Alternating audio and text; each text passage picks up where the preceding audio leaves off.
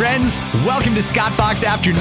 It is a brand new week underway, and today I'm going to endeavor to get you caught up on some of the things that happened this weekend. I'm going to talk a little bit about the Super Bowl. I'm going to talk a little bit about the Olympics. I'm going to talk a little bit about the Epstein Files and a whole bunch more, all coming up on this episode. I've also got some great audio for you.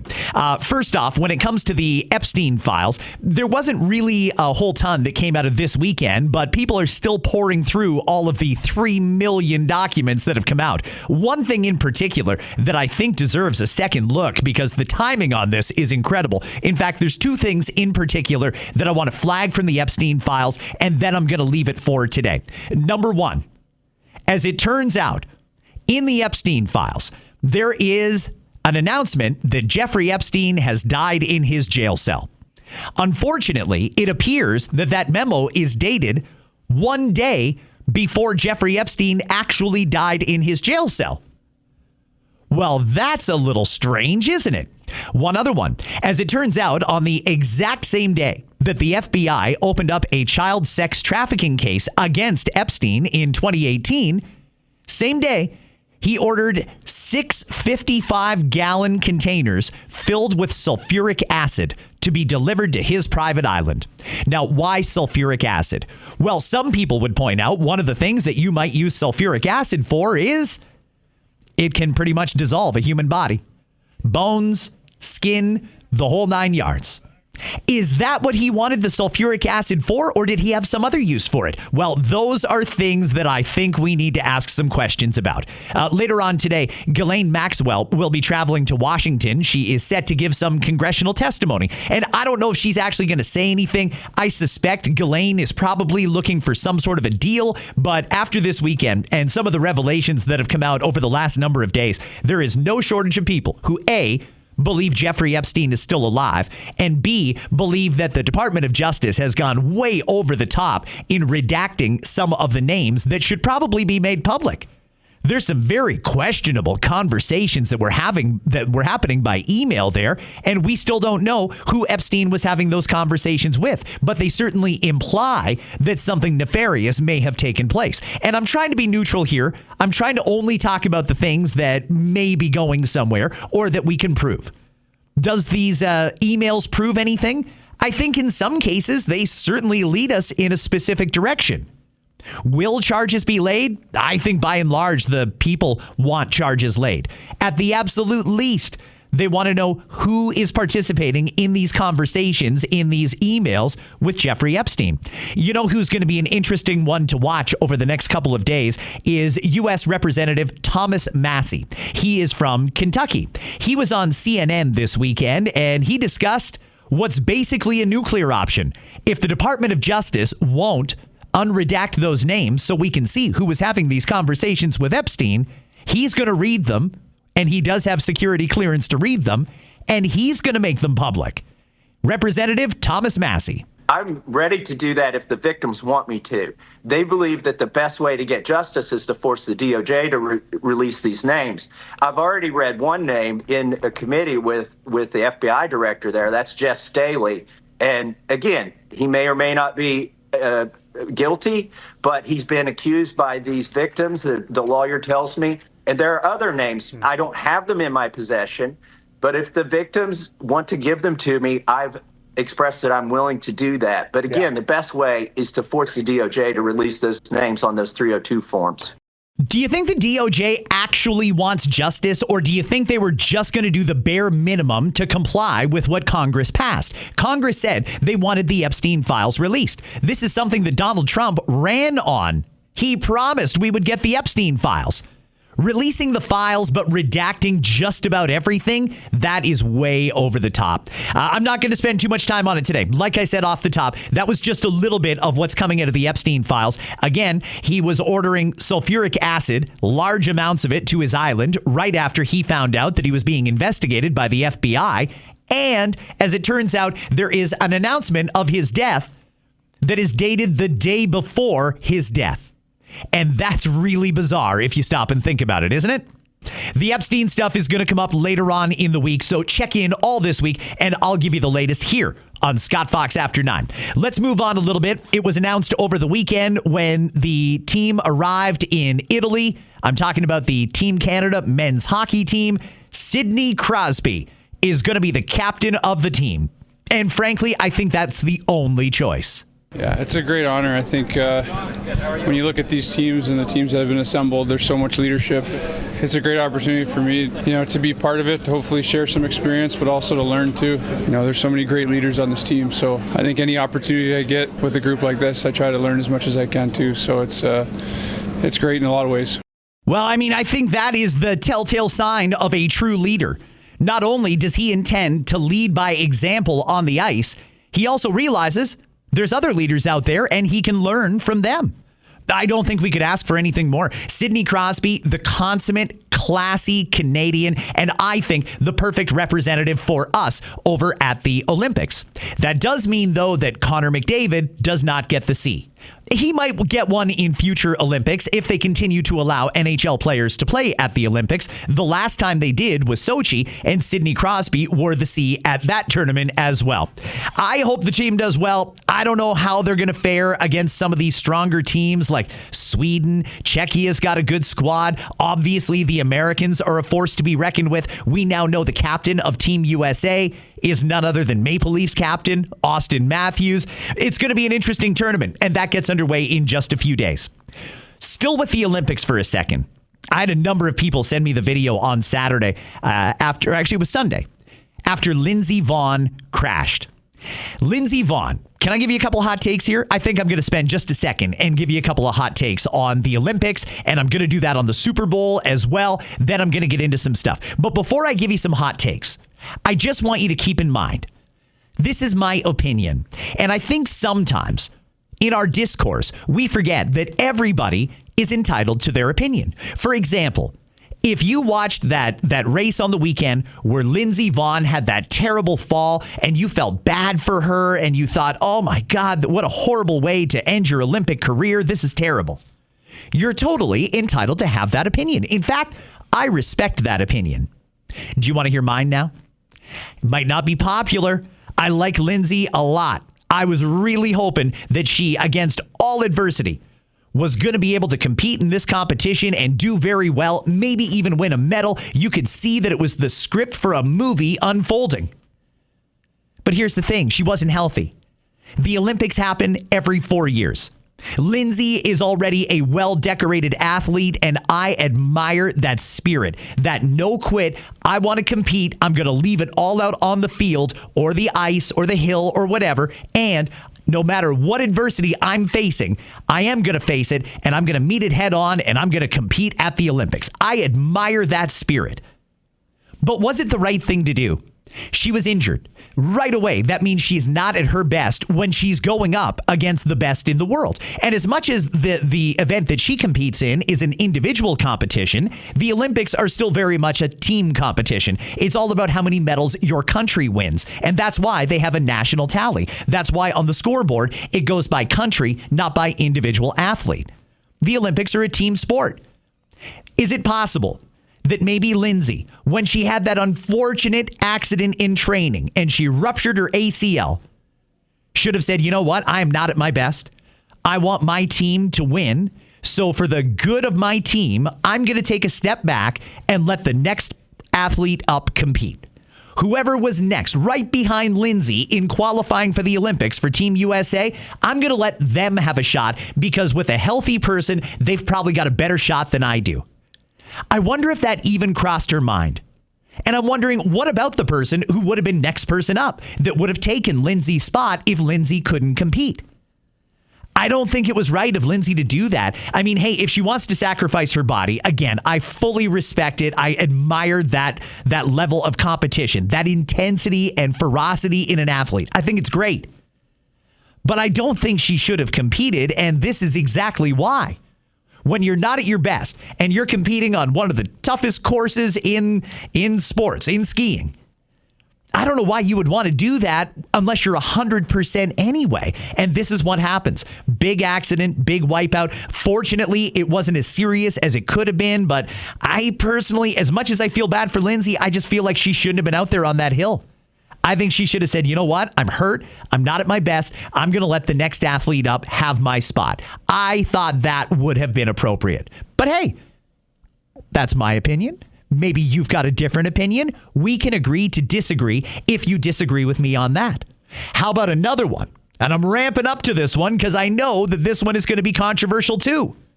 What did you think of the Super Bowl? Number one, I think we can all agree, not a great game. I mean, we didn't even get a point on the board for New England until the fourth quarter. That was not how most people saw it going down. Turned out to be kind of a blowout, and Seattle, rightfully so, won the Super Bowl. They are NFL champions this year. But not many people are talking about the game itself. They're talking about the halftime show. The Bad Bunny performance, they set us up for it. We were set up to watch a show that was going to be divisive politically. And frankly, I don't understand why. I don't know much of Bad Bunny's music, and nor do I speak any Spanish. However, I think music is music. And if it's good music, it can bring people together no matter what language it's in. In fact, I watched a little bit of the Olympic opening ceremonies on Friday. There was parts where I didn't understand a word, but I could look at the visual and hear the sound and say, wow, that was great. It seems like many people's philosophy on whether or not the Super Bowl halftime show was a good show is based on politics. And I don't like that at all. So taking the politics out of it, aside from the fact that he doesn't sing in English and his music doesn't get played on mainstream radio, I was still willing to give Bad Bunny the benefit of the doubt. Here's the thing. Here's my take on the Super Bowl halftime show, because I shared it on social last night. And it's amazing how unhinged some people came, particularly some folks on the left. Again, this doesn't need to be political. Let's talk about the show. And I've watched every Super Bowl halftime show for probably the last 40 years. If I'm being honest, I've seen a lot of them. I maintain, and I think I always will, there will never be a better Super Bowl halftime show than when Michael Jackson did it. The way he did it with 3 fake Michael Jacksons and then the real one popping out of the stage, I don't think that could ever be done again. In fact, Michael Jackson, in a lot of ways, set the tone for how the Super Bowl halftime show is supposed to be done. And make no mistake, there is no other stage like the Super Bowl halftime show. Other great examples of good performances, I would say most recently, Rihanna had a very memorable experience. It was colorful, it was upbeat, it was energetic, it wasn't just the music, it was the sights and more. She also, that was where we found out she was pregnant again. That was a very memorable Super Bowl halftime performance. The best overall in recent era, I think, has probably got to be Dr. Dre, Snoop Dogg, Eminem, and 50 Cent. That was a hell of a show, 4 years ago. That, I think, is the gold standard in the modern era. But other great shows, Bruno Mars, Prince. We've had some incredible halftime performances that, again, weren't just about the music. It was an entire visual spectacular. How did Bad Bunny do? I didn't think it was that great, to be honest with you. I went into it trying to be optimistic. In fact, I was on the radio in Toronto yesterday before the Super Bowl, and I said the same thing on the radio. Music is music, and I think we should just try and enjoy it. No matter how you feel politically, let's try and enjoy it. Here's my take on Bad Bunny. If that had been a performance at the Grammy Awards, great job. If he had done that as a tour, where he fills up stadiums and performs with that same set and that same routine, I'd say, wow, that's a great performance. If he'd done it at the Sphere in Vegas, I would have said, wow, great performance. But you got to go extra big for the Super Bowl halftime show. And frankly, again, just my opinion, but I don't think he met the moment. For Bad Bunny, with all of the hype and all of the talk going into this, I needed him to be parachuted into the stadium from a drone with a cape that's on fire, and Daddy Yankee catch him at the bottom, and the whole crowd goes nuts. I needed more theatrics at a Bad Bunny. It was an okay show. No doubt about it. It was okay. I don't need to understand the words to appreciate the music, but frankly, I didn't love the music, and the show itself was just kind of meh. You know, you think about some of the great halftime shows, the singing, the dancing, the pyrotechnics, the theatrics of it all, the story they're telling. Bad Bunny certainly told a story, but the set was kind of average. Let's be honest, it was kind of average. There wasn't really any dancing per se. It was a lot of shaking his junk, but that was about it. The singing, he's not really known as a great singer. He makes good music, but he's not exactly Pavarotti. I don't know that this was our best Super Bowl show.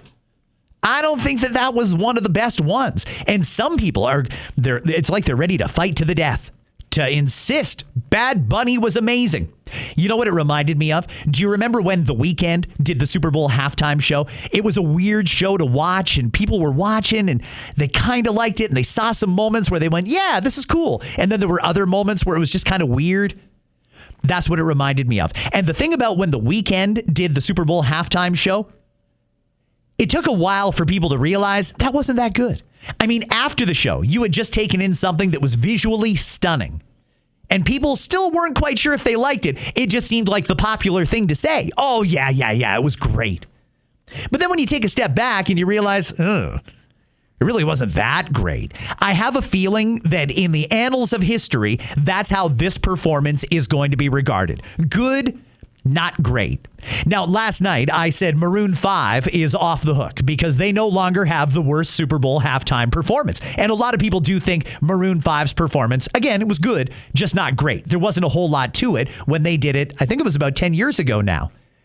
I think Bad Bunny is down there in that category. Maybe not as bad as Maroon 5, but honestly, I just thought he's got to raise the bar. He could have done a lot more, especially with unlimited resources. Apple Music and Rock Nation behind him, they could have spared no expense and made that something really special. It was good, just not great. And that's my opinion. And you've probably got one too. And we're allowed to disagree. One thing I do want to suggest is before you get into World War III with someone on social media, ask yourself, is it really worth it? There's some people who wanted to make this performance political, namely because there was a counter halftime show with Kid Rock and Turning Point USA. I didn't watch a second of that show, and I had no interest in doing it. I like the spectacle of the Super Bowl halftime show. I just didn't think the Super Bowl halftime show met the moment. But anyway, that's just me. I want to talk a little bit about something that happened this weekend that I certainly was not expecting. But for some reason, some Canadian senior members of the Liberal Party managed to find themselves on late night American television a lot. This weekend, randomly, Chrystia Freeland, our former Deputy Prime Minister, former Member of Parliament here in Canada, now doing something in Ukraine, ended up on Bill Maher's show. And she was on with former New Jersey Governor Chris Christie. It was kind of weird, but there are a few interesting things that came out of it. This one in particular I want to play for you because some people still don't believe it's true. Do you remember when Chrystia Freeland basically blew up the Trudeau government 2 Christmases ago, and that led to the Liberal leadership race, and she went up against Mark Carney? One of the things that I talked about is it's kind of weird that these two end up running against each other because they have a very deep connection. Chrystia Freeland and Mark Carney, they aren't exactly strangers to each other. Some people thought that's not true. That's a conspiracy theory. Well, let me just play this out of Chrystia Freeland's mouth. This is her confirming, yeah, it is true. This is for Chrystia. Do you agree with Canadian Prime Minister Mark Carney? Is that who you ran against in the primary? It is. He's also my son's godfather. Oh, wow. That must have been an interesting campaign. Just so you know, it is true. Mark Carney is the godfather of Chrystia Freeland's son. Isn't it weird that they all ended up in the senior levels of government? Strange. Anyway, a few other things did come up from that, including them discussing Mark Carney's now infamous speech to the World Economic Forum in Davos. So anyway, do you agree that he said, Prime Minister Mark Carney said that we're witnessing a rupture in the world order? He gave a very powerful speech at Davos a couple of weeks ago. I'm sure Trump didn't like that, but it seemed to be saying to a lot of the world, as you said before, we can't rely on the United States, and we seem to be driving China, into the other countries, rather, into driving the arms of China. Yeah. I mean, there was an old song, I want to be around to pick up the pieces when somebody breaks your heart. Well, we broke a lot of hearts, and China's like, I'm going to pick up the pieces. Yeah. I think it was a brilliant speech. I think it was really, really important. And I think it's really sad. And, you know, I would say to you, influential Americans, to Americans here, we really like you. Like, Canadians like America. Yeah. We do actually. Oh, I know. And we respect And why you. wouldn't you? And We're still fucking awesome. Actually, you are awesome. Yeah. And you have done so much as a country. Yes. And the world, especially the world's democracies, will be really much poorer if you guys don't get your act together. Because a world in which we need to start relying on China, this is not a world where human rights matter. Yeah. This is not a world where democracy matters. And like, I feel kind of weird saying this, not being an American, but like, America's really great. And I think Winston Churchill was right when he said, America does the right thing after trying everything else first. So could you please, like, finish trying the other stuff and start doing the right thing? All right, we'll end it there. Okay, this is a Canadian politician who is lecturing the Americans in America. A whole bunch of different things from that. Number one, those who are critical of Jamil Javani going down to Washington to try and make some progress getting Canada a deal with the Americans. How do you feel about Chrystia Freeland going down and doing television in America to try and undermine the president? Which strategy do you think is going to work better, especially when you take into account that Chrystia Freeland is probably the most hated politician by the White House from Canada? Chrystia Freeland in particular, from the original Kuzma negotiation, Trump has made no secret about the fact that he does not like Chrystia Freeland. So they sent Chrystia Freeland down to be on U.S. television and taunt the Americans. I mean, weird flex. I don't know. Are they trying to distract away from the work that Jamil Javani got done down there? Strange. I'm really not sure about that. But anyway, one of the things that we talk a lot about here in Canada right now is whether or not it makes sense for Canada to be working in lockstep with the Chinese. Mark Carney did a fairly comprehensive deal that involves Chinese EVs coming into our market. It involves the Chinese police and Canadian police sharing intelligence. There's going to be somewhat of a media exchange program for local media. It's a weird deal that got done, but it's a deep integration between Canada and China.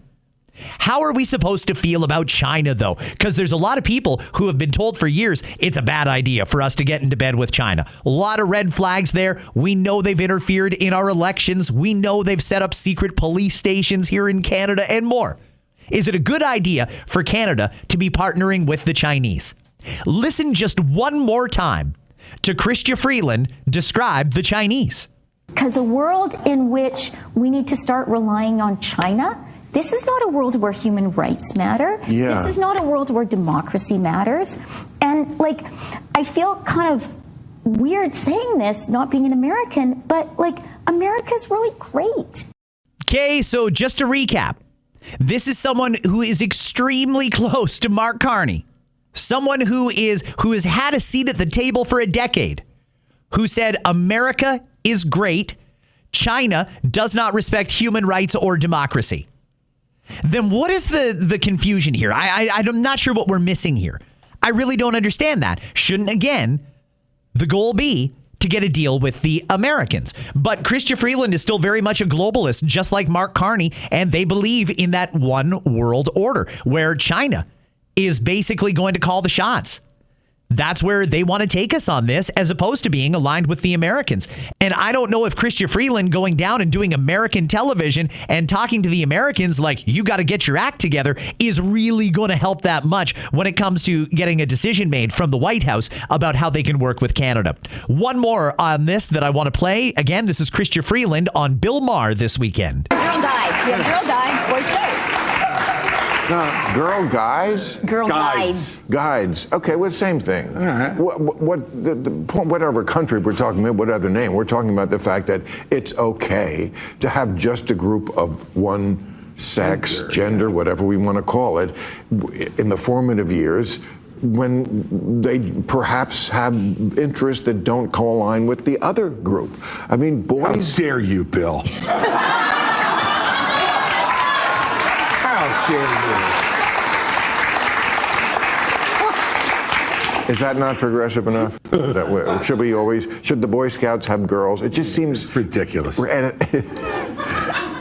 I think for girls, it can often really be great, especially young girls, to be on their own. Much better for girls. Very important for girls. Sometimes not to have boys around. Yeah, it is even actually more important for the girls. Yes. Okay, if you missed some of that, that was a conversation about having Boy Scouts and Girl Guides. And Bill Maher wasn't familiar with the Boy Scouts and Girl Guides setup that we have here in Canada.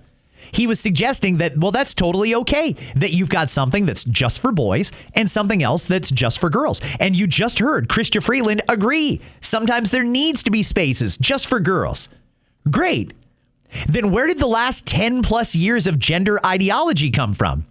I mean, Chrystia Freeland was one of the senior leaders in the government that tried to inject biological males into women's sports, that tried to clear the way for biological males to use the same change rooms and bathrooms as young girls and biological women. Is this an about face? Is this an admission that that's a failed policy? I don't quite know how to look at it any other way.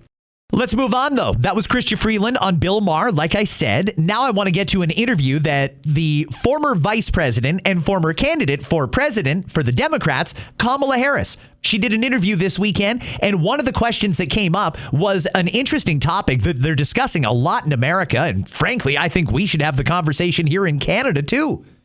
The Trump administration is going to push very aggressively to try and make it mandatory that when you vote, you have to produce ID to show who you are.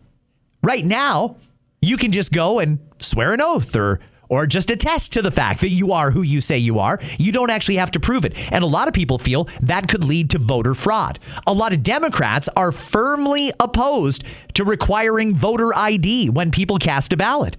Here's Kamala Harris trying to explain why. Is agreeing to voter ID one of those compromises that you support?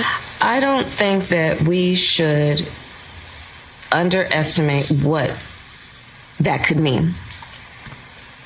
Because in some people's mind, that means, well, you're going to have to Xerox or photocopy your ID to send it in to prove you are who you are.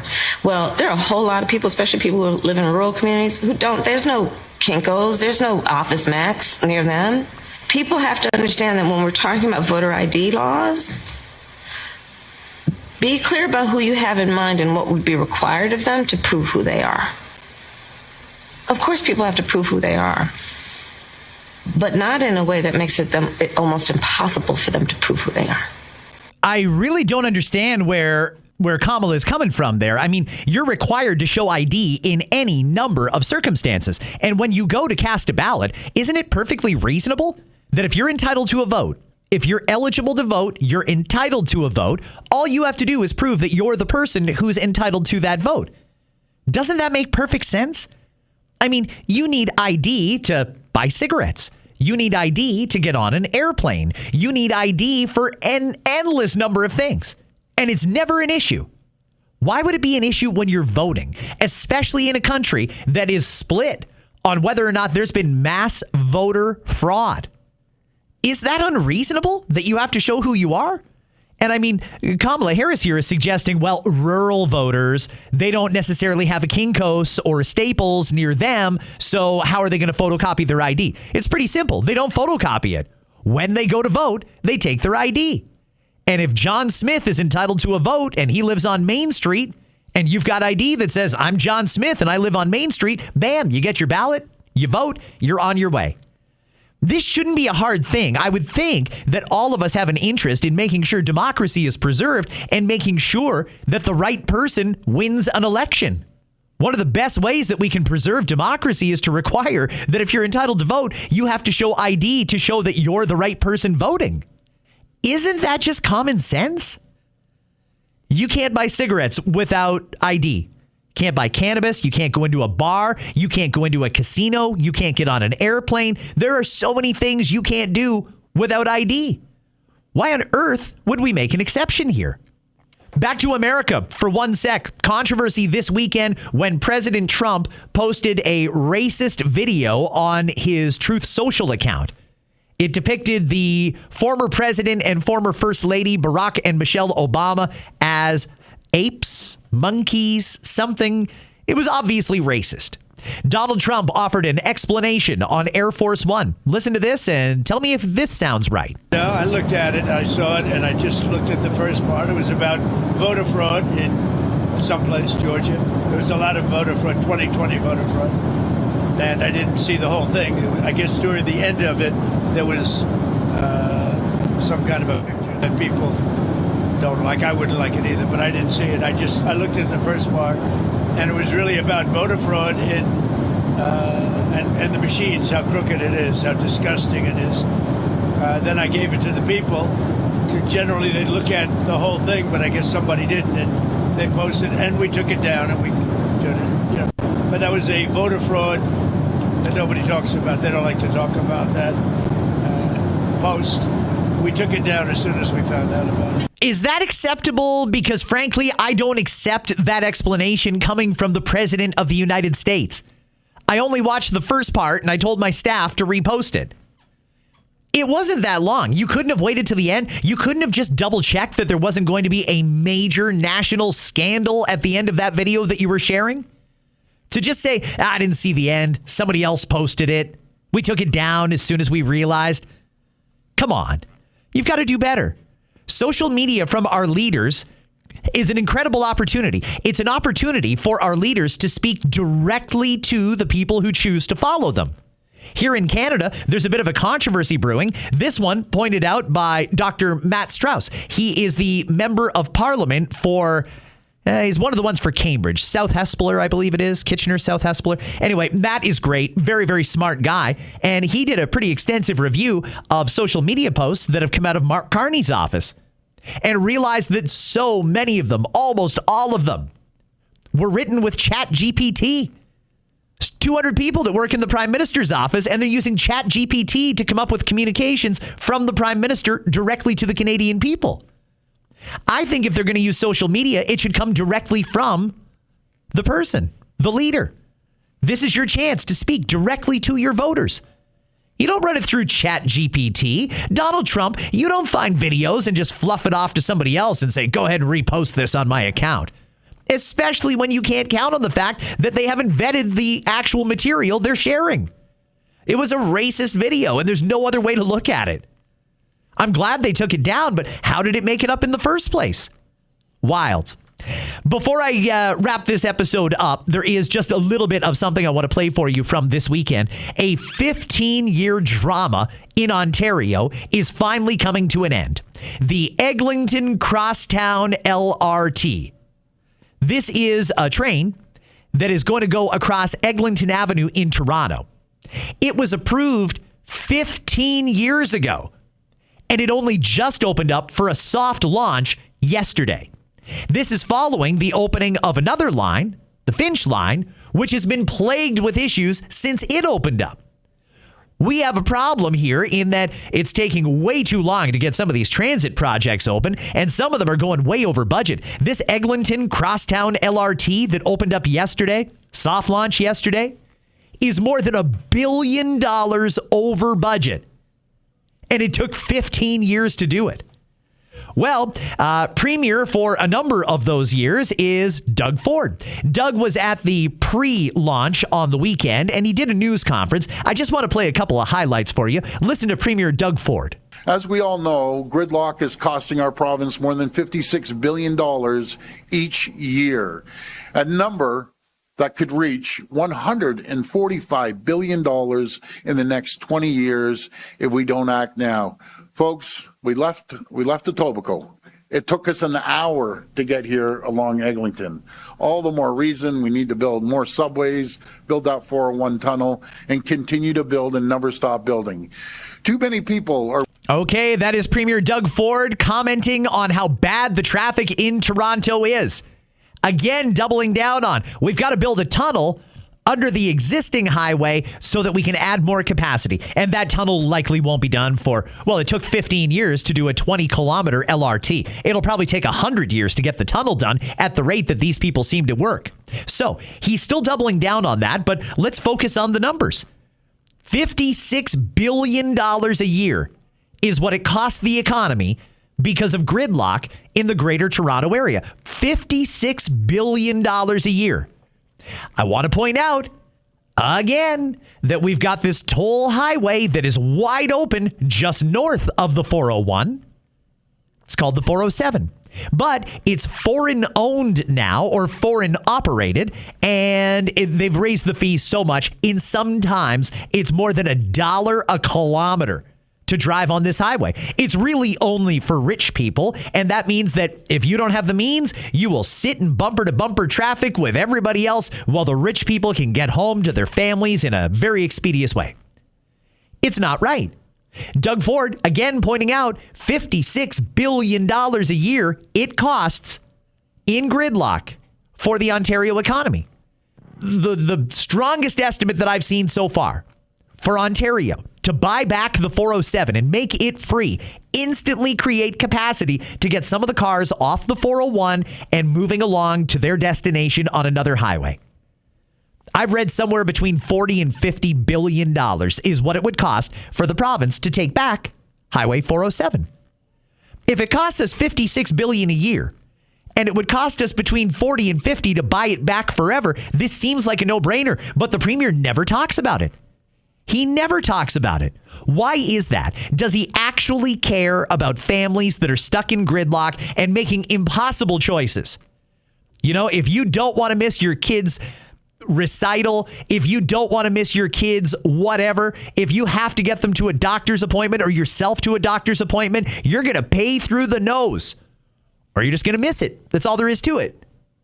It's crazy that this is happening. The taxpayers paid to build that highway. We sold it off for a very low price, like around $3 billion. Now it's worth between 40 and 50, but it's actually costing us 56 a year because of gridlock. This is a no-brainer. Buy back the 407. I don't understand why this is an issue. Buy it back. It's common sense. The math supports buying it back. You never hear from the Premier about that. Anyway, let's get to a little bit of the Q&A. This is the Premier talking to reporters, and the first question right off the bat about the fact that this took so long and it's way over budget. Good morning, Mark McAllister from City News.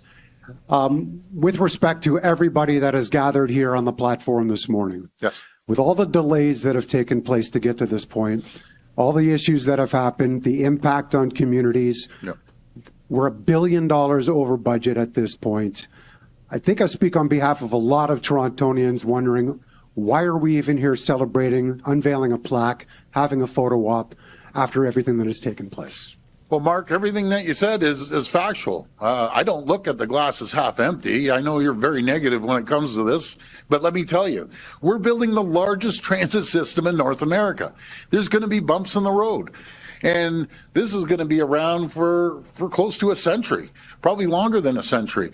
And then, as you heard, we're building the Scarborough extension. First time ever, Scarborough's actually going to be getting a subway, and we're going to extend it.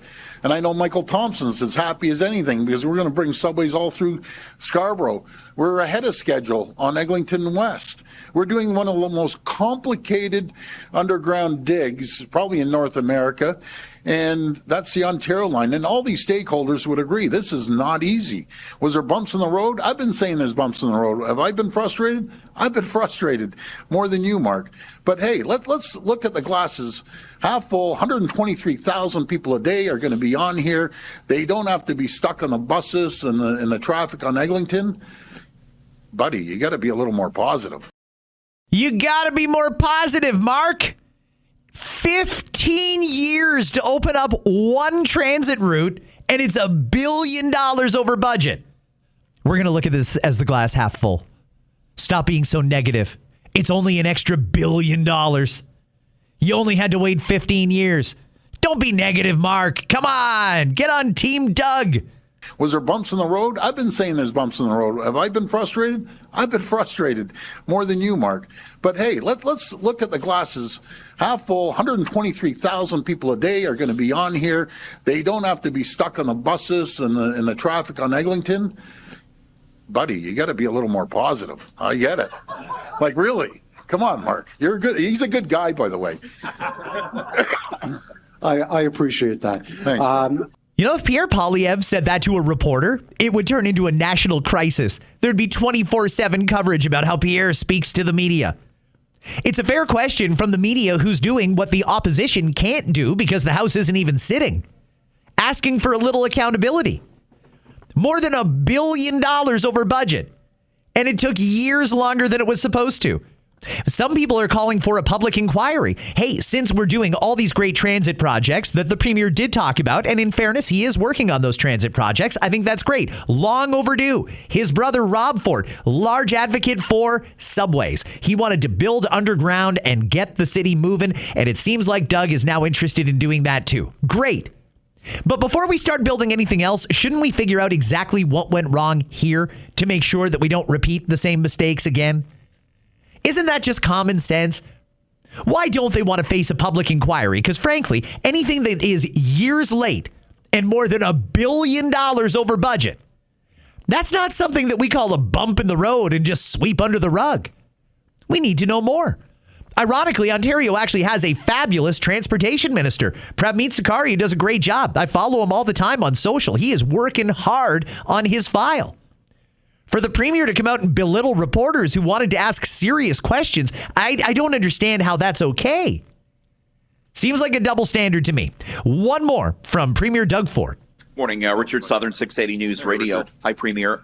Considering the taxpayer is on the hook for the more than $1 billion this ran over budget, and they've had to wait 15 years, with that in mind, will you, yes or no, commit to calling a full public inquiry today into the Crosstown construction? And if not, why not, Premier? No, we aren't going to do that. We're going to move on and continue building the subways. We all know the mistakes, Richard. And we've acknowledged them and we've learned. All the stakeholders, Metrolinx, DTC, we're all in it together. And I'm the first to come out and acknowledge the mistakes. But I'm not going to waste time on inquiry and all the nonsense, tie all these people up. All these people here have more subways to build. Metrolinx, TTC, so that's what we're going to focus on. We all acknowledge. It'd be different if we didn't acknowledge it. But yeah, has it been a nightmare for all of us? 100%.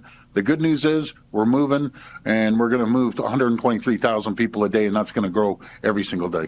Obviously, this did start under a prior government, but you've been here for almost 8 years. You've acknowledged some mistakes. Yep. What have you and your government learned from this? And Premier, do you think you owe Ontarians and Torontonians an apology for the 15 years it's taken? You know, Richard, I'd never be shy to apologize. At the end of the day, the buck stops with me, and I take all the responsibility, no matter if it's on time or if it's early, like Eglinton West. But this is my responsibility. We're learning. But I'll tell you one thing, our stakeholders, our builders, we're becoming some of the best tunnel boring folks in the world, transit boring folks, whatever you want to call it. And this was a big project. And yes, it started under a previous government. I take responsibility now, but we're going to continue building the Scarborough, the Yonge Extension, along with the Eglinton West and the Ontario line. Folks, what, Richard, you don't acknowledge, this is nothing less than a miracle, what we've done in a matter of like 6 years. 6 years when we put this plan together to buy the boring machines, to do multiple projects all at once. It's absolutely staggering. And is there going to be bumps? 100%. But when there's mistakes that happen, I'm a business guy. You correct the mistakes, you apologize, and tell them what you're going to do to correct it.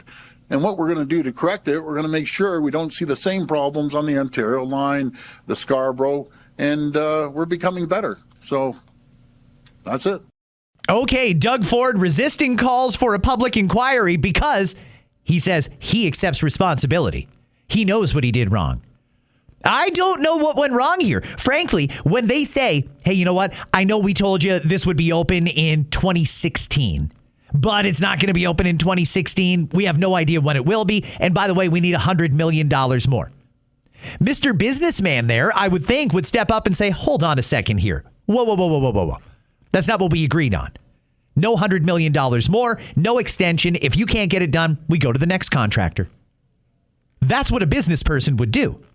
Not just hand them the $100 million and then hand them another $900 million when they continue to meet or miss other deadlines. What happened here? Who kept approving, giving them money? $1 billion over budget. And somebody kept saying, sure, give them another $100 million. Give them another $100 million. Give them another $100 million. This is taxpayer money. Of course, there should be a public inquiry. It's crazy that we're just blowing this off. I think that the media and the opposition should stay on this. Frankly, if we're going to go all in on transit, and I give the premier credit because he does seem to have a vision, that's good. But it's costing us a hell of a lot of money. And anytime something goes over budget and over time, we need to know why. This is a particularly egregious example. $1 billion over budget, and we're just going to fluff it off and tell the media to stop being so negative? Whew. All right, friends, I got to go. I'll have another episode of Scott Fox After 9 for you tomorrow, and whatever comes out of today with Ghislaine Maxwell testifying in front of Congress, I'll have that for you, and I'm sure that there's going to be a lot that develops. Good luck to Team Canada at the Olympics. Have yourselves a great day, and I'll see you right back here in less than 24 hours.